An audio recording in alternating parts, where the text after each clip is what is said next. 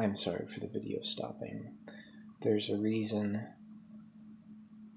that you say no one loves you. And it is because it feels like no one loves you. You say it to people, and they say, bullshit, everyone loves you. But you don't feel it. Or else why would you say that no one loves you? You say that because you feel it. Because in a certain sense it must be true.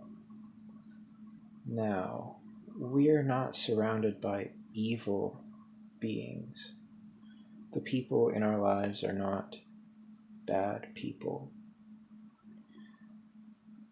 It doesn't necessarily mean that they are good people either. They are just people.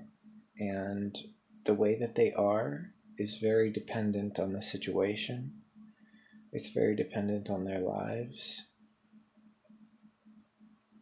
And it's also dependent on the way that you treat them, because there's always you.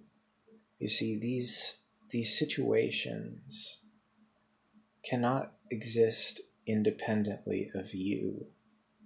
There's always the element of you in every situation.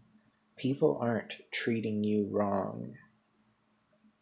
There is a conflict between you and them. There is never just the other person and the way that they are acting. That's never the case. There is always you involved in these situations. So, if you feel that nobody loves you, if you feel lonely, it is because of a conflict that arises between you and these other people.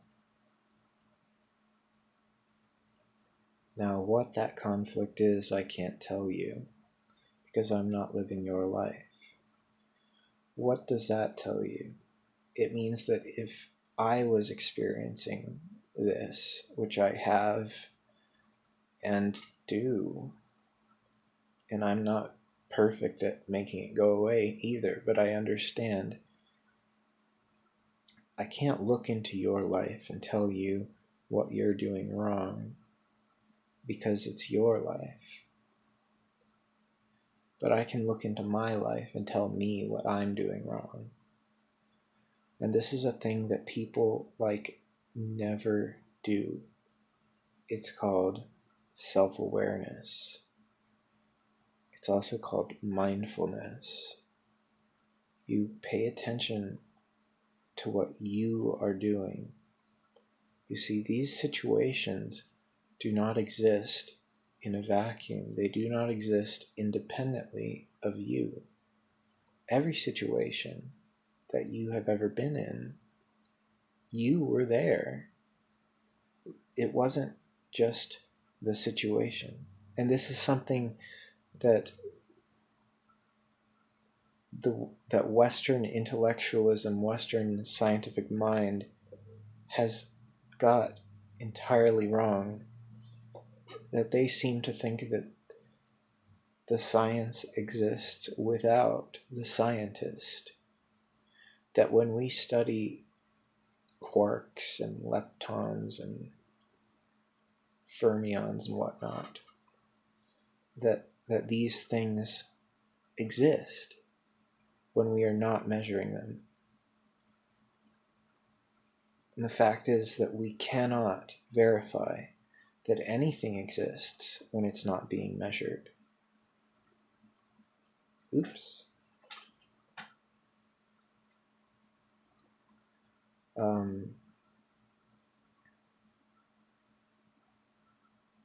So the problem with psychology is that it tries really hard to be connected to the other sciences when it is so beyond them in its true nature. Because we are not studying